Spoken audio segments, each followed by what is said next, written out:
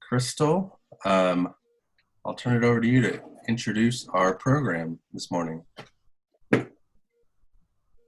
Awesome. Sorry, my voice is not working quite yet. So today we have Sharrone Blanck, and she's worked in early intervention for 15 years and currently works at HCOE as a special day class infant teacher. She works with 1.5 to 3-year-olds with autism or speech and learning impairments, and she works both in the classroom and in parent education. Sharrone's family moved here from Reno, Nevada 5 years ago, and while in Reno, her husband, who is both white and Jewish, served as the legal redress chair for their local NAACP. Jeff Blanck also served as the first white president of the NAACP's Reno Sparks chapter. Sharrone and her family joined our Humboldt County community and have been a part of Eureka NAACP for the past 5 years. She and her husband are raising 2 Black sons, ages 20 and 22, and that is the reason why they have been active members of NAACP.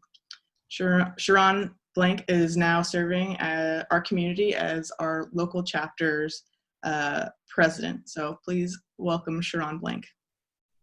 Thank you. Hello. So yes, I'm going to talk a little bit. And how much time do I have, Crystal? Generally 20 minutes, and then we leave 5 minutes for questions. Thank you. That's what I needed to know. Thank you, friend. Yeah, so yes, I am the president of the Eureka NAACP. That was not my goal. When we moved here, we were very involved in the Reno branch. So when we moved here, we joined the Eureka branch, and at the time, the incoming president asked us to be part of the executive committee. So we did that. And then we went through a series of changes, unexpected changes with the NAACP. Our first president had some health issues and didn't continue in that role. And then we had a new president, probably for about 4 or 5 months, and then she had family commitments out of state and she left, and I stepped up because I didn't want to see us lose the momentum that we had gained with the leadership of those 2 women. So, you know, I think my story is very much reflective of the times we're in. I think part of how we've gotten here as a country, and I'm speaking of myself as well, is through apathy and not not stepping up, not stepping forward, not taking leadership roles because we're not enough, you know, fill in the blanks, instead of taking those opportunities and infusing them with the skills that we have and partnering and building teams and moving forward. So I very directly said 30 days before I accepted the interim presidency that I will not be president of the Eureka NAACP. And then I thought about it and came back 30 days later and said, I am definitely going to be president of the Eureka NAACP. So that seems to be part of my process. It's like, I am definitely not going to do that. Yes, I am definitely going to do that. For some reason, I need to definitely say no, and then I say yes, which is a personal issue. But it has been quite amazing, wonderful opportunity. My term ends in December, the end of December, and at that time I will have served for 2.5 years. And it's been wonderful. It's been a wonderful experience. What else should I talk about? So I will talk a little more, and then I would actually like to open it up for questions, because I rather talk about the things you're interested in than things I think you're interested in. So part of the opening introduction was about our family. We are, I describe us as a Black and Jewish family, and our sons are men. Yeah, I can say that now without kind of pretty strange. But our sons are men now. And yeah, my husband joined the NAACP in his work in Reno because he had a Black wife, which opened up his world as far as being able to see and identify dynamics that he wasn't aware of before. And then specifically having Black sons really opened up both of us in a way that was very important. We're here because we want to make a difference for our children and also other children. I am an early interventionist. My title here is teacher because of the way early intervention is delivered here in California. However, my work is really with children birth to 3 with special needs within the family. And that's where my love is.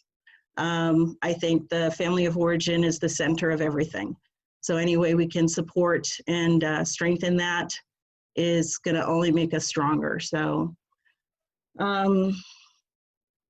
what else do I wanna say? A lot of people have been asking me to talk and doing interviews and wanting me to team with them. And I really appreciate it. I had a conversation yesterday with one of our executive committee members about the opportunity that's here and how it would be good if people understood that this is not a short race. I think sometimes we can burn really hot and then move on. I think a certain number of us will do that with this time in history, and I think others will not. If it's important to you that we have systemic changes in this country in several areas, many areas, this is a wonderful opportunity. However, if anyone thinks this is going to all happen quickly and have a quality change and will not need vigilance in keeping our officials accountable to the people that they serve. Yeah, so I think this is the beginning for some people of activism. I think it's important to acknowledge people that have been doing this forever, for decades and decades and decades. The NAACP was originally formed. Part of why they were originally formed was to make it known to the general public that Black people were being lynched on a regular basis in this country.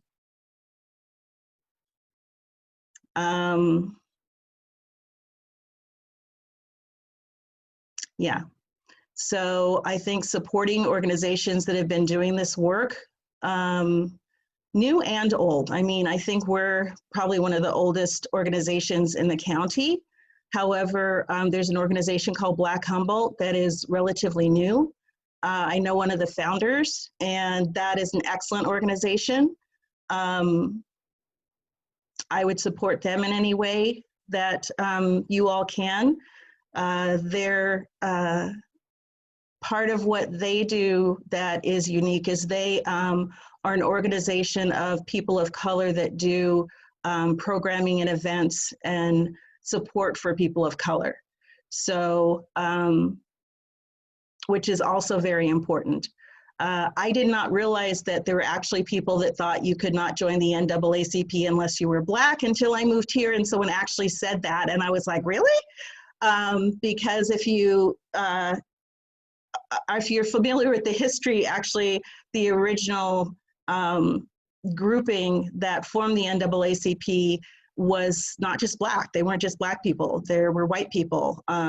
The Jewish community was very involved in civil rights. So Yeah, so anyone can join the NAACP. Everyone can support the work that we do. We do center, obviously, around, well, maybe not so obviously, we do center around the needs of Black people in the community specifically, and people of color in the community in general.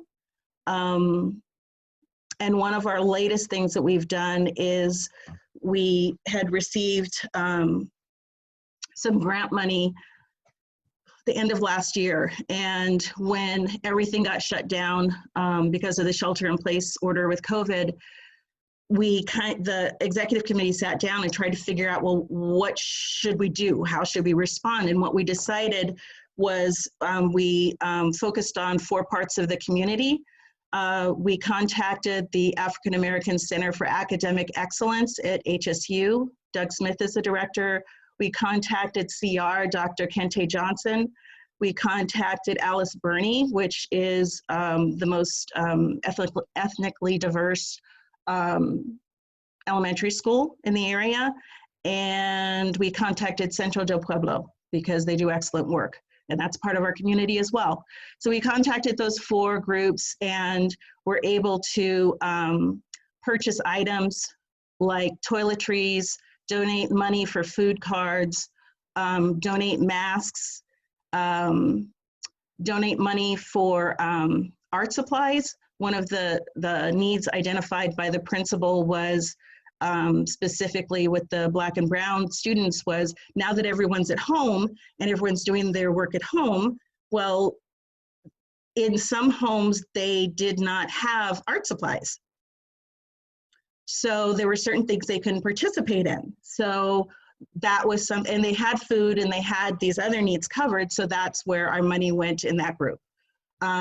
With Centro del Pueblo, our funds went towards providing food for undocumented families because they are not receiving and have not received any assistance through the government. And they're part of our community. And these are families that our kids go to school with and we live next door to. So yeah, so that's what we chose to do to help support people in our community. So I'm going to stop talking. And if someone could moderate the chat, because the last time I did one of these, it was too much to read and watch and talk and read. So if someone can make sure I'm covering questions in the chat. Otherwise, I think we'll just be polite and speak up, because I can't see everyone in one swoop. So I think you're gonna have to speak up if you wanna ask a question. And all questions are fine. Don't feel like you need to censor yourself at all. I'm here because I wanna engage with people. So engage away. So I'll moderate the chat, but I'll also start with the first question. Moving to Humboldt County and seeing the population, primarily white, and some people having like not only resistance to being like, can I join, or is that a thing? Is there also Black community who is resistant to having white members? Do you face that kind of issue here? The way it looks is that our membership that shows up to meetings is predominantly white. And when I invite people of color to meetings or tell them about it, I let them know that, just so they're not kind of shocked and do the big eye thing when they walk in the room, just because I don't think that's a common thing among the NAACP. My experience has been it's usually Black, a lot of Black members, and usually older Black members. So I just let people know. And one of the things actually we were going to start focusing on literally when COVID hit was how to center Blackness within our space, because what was happening frequently is Black members of the community would come once and they wouldn't come again. And I think that's because we were not, I think that I was not helping to center Black voices within our group. So, yeah, and I've changed that. And I'm in the process of changing that. Awesome, thank you. You're welcome. So what can individuals or us as a club, how can we help support Black Lives Matters movement? What do you think like one of the best ways, or a couple of the best ways is? I think it could be done on several levels. You know, I think about individual relationships. That's kind of my thing. So I think the first thing that can be done, which anyone can do, is when you're moving through your life, make sure you smile and say hello to Black people that you come across, specifically Black men. You know, being a parent is a learning opportunity like no other. And our youngest, who was born very spicy and continues to be spicy, helped me address some of my narrowness. He, in high school, chose to wear the saggy pants and have a certain look. You know, the big shirts, the saggy pants, the hoodie where you couldn't find him. And it was interesting through that process, I realized that I was not acknowledging these men in my life that were dressing like my son. And I knew my son. And it's like, even though he presented in a certain way, I know my son. He's a lovely person. He's a really wonderful man. So, you know, it helped me bump into, oh, I have this preconception of, you know, Black men specifically that dress this way, you know, are a certain way. And it's like, that's not true. That's not true. They just dress that way. That's what it means. It's like someone with a master's degree, they did what they needed to do to get a master's degree. Doesn't mean they're that much smarter than you, just saying.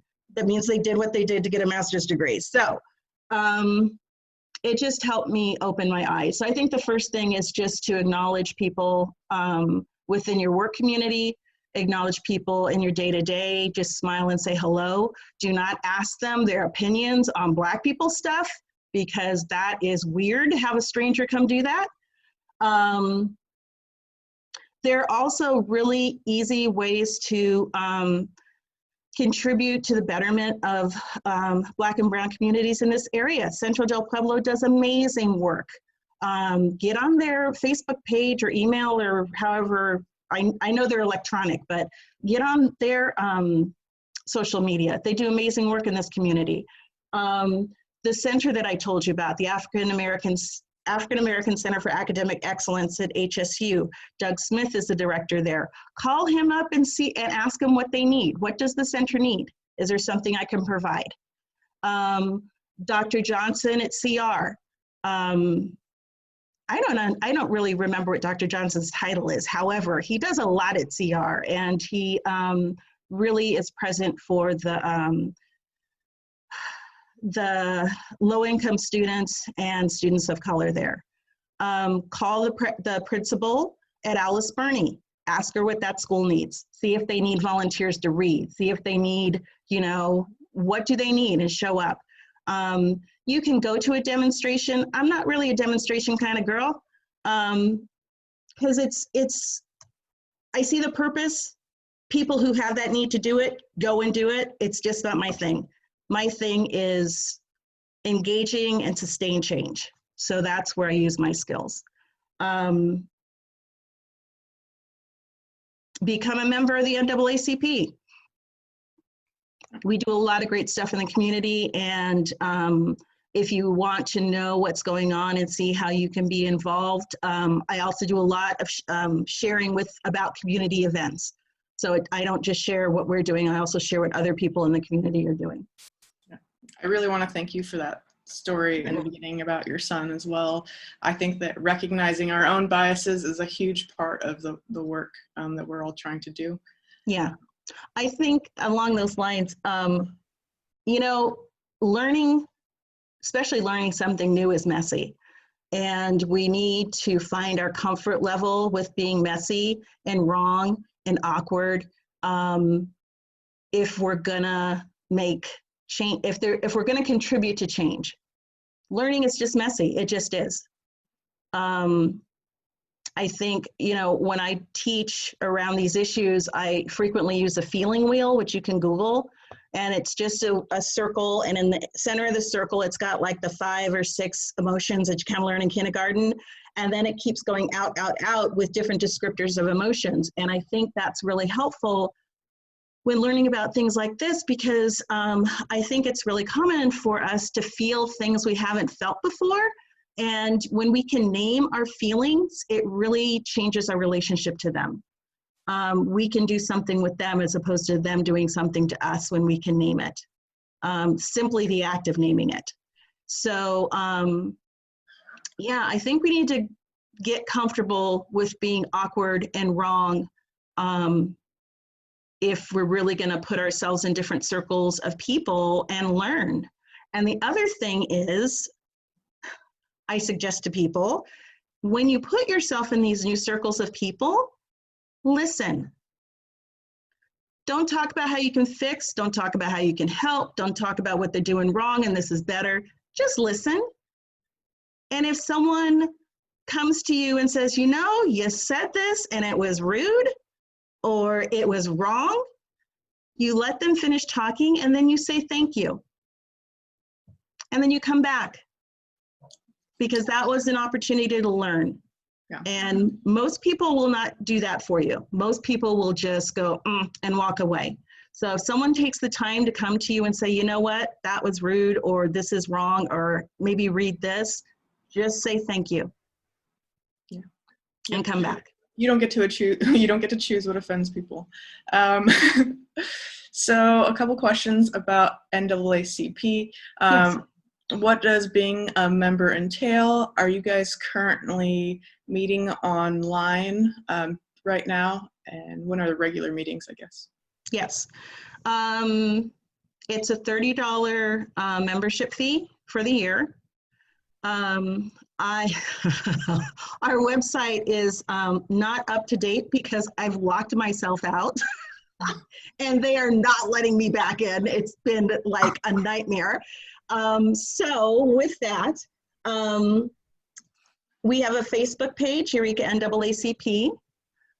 I'm putting information on there. Yes, we are meeting online through Zoom. If you are interested in being at the meeting, contact me at my email, which is Sharrone B, SHARRONEB, SharroneB@yahoo.com. Let me know if you want to join the meeting and I'll send you the link. Or you can text me, and my cell number is 775-338-1909. And I will, I think Crystal has all of that as well. She's welcome to share it. Just let me know you want to join the meeting and we'll do that. I don't know, might be a false sense of security. I don't want to just put our Zoom link out into the world, so I have people contact me first. It makes me feel better. So, yeah. Thank you, Greg, for being our scribe. One more. I'm sorry, Crystal, one more thing. So normally our meetings are the third Sunday of the month from 4:30 to 6, and I'm very respectful of people's time. We start on time and we end on time. However, the third Sunday is Father's Day, and that would be rude. So we're actually meeting this Sunday at 4:30 on Zoom. Okay, thank you, Crystal. Absolutely. And then there was a question about the differences that you saw in the Reno community and then in our community, different issues or? It's hard for me to say. You know, I've come to a lot of issues very late in life. I'm 55 years old, and we had babies later. And when I was in Reno, I was, you know, beginning my career and raising my babies. So I didn't look up much. I mean, I had my own experiences. I heard about other people's experiences, but the, you know, really being involved in things didn't happen until I moved here. And I think it was because, for me, it was because, you know, empty nest, the boys left, and all of a sudden there was all this space in my life. And fortunately, you know, I dropped into this amazing group of people And fortunately, I like people, so I'm always putting myself out there, and I've just had all these amazing learning opportunities. So it's hard for me to say that the places really were different because I was so different in each place. I didn't know where Humboldt County was when we first started looking at moving here. And then when we drove here for my husband's interview, I'm like, okay. So everything was new. I've never lived somewhere so rural. I did tell my husband this is the most rural I will live.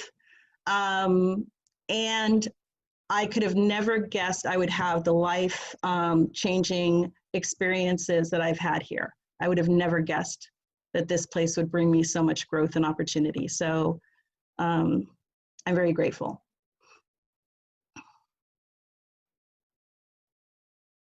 I can't hear you, Crystal. Yeah, I turned it off for a second. Is the NAACP involved in hosting the Juneteenth, and is there more information about that event? Yes, we are Black Humboldt taking the lead. We're co-hosting, and actually this year I think there's 3 other groups co-hosting. If you Google Juneteenth Black Humboldt, you should be able to pull it up. It's on our Facebook page. It's on my personal Facebook page. It's on Black Humboldt's Facebook page. Mo, who's one of the co-founders, is facilitating. It's online. I have no idea how that's going to work, but Mo, this is what she does. So I'm sure it'll be wonderful. I have learned a lot from my younger friends on how to do things. And I'm like, how do you do that? And they just do it. It's amazing. So historically, what has Juneteenth been? What is it exactly? We did our first, oh, I see what you're saying. Juneteenth has to do with when Blacks found out that they were freed from slavery. They were no longer enslaved. So it's really the equivalent of 4th of July for some folks. It has to do with freedom. And that's another thing that I came to very late in life. I had heard about Juneteenth, but I didn't really know about it until much later in life. So, and with that, I guess I'm saying it's okay. You know, you start learning where you start learning, and beating ourselves up for not knowing or not knowing sooner or not doing it right is kind of a waste of time. So, you know, be kind with yourself and start where you are and just move forward. When you know better, do better. Awesome message. Thank you. And I think we are kind of running towards the end. Is there anything else you want to share? Yes, I have books. I am a book girl. Very good book, White Fragility. It's good to do in a group. We've done one teaching around it. We had a book group about it. We might do another one soon, we being the NAACP. It's good not to do all of this in isolation because we can just kind of reinforce our own thoughts when we do that. So this is an excellent book. This book is actually was an online workbook that was free for a very long time. And I'm very glad my friend stopped doing that and published it and now is getting money for it. This is actually structured as a workbook. So this would be something that you kind of work with on your own, but you probably could do it in a group as well. Just make sure you're putting yourself in different circles so you don't just reinforce your own concepts. So this is Me and White Supremacy. The other one was White Fragility. Another excellent book, The New Jim Crow. And it's by Michelle Alexander.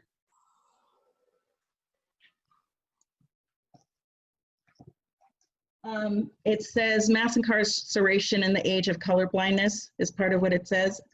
Oh, a couple more things. Okay, I'm gonna move fast. Slavery by Another Name. Another excellent book. The Re-Enslavement of Black Americans from the Civil War to World War II by Douglas Blackman, B-L-A-C-K MON. And then White Rage by Carol Anderson. The film 13th, which is on Netflix, is amazing. Very well done. And there's a PBS series called Race, the Power of an Illusion, which I think is stupendous.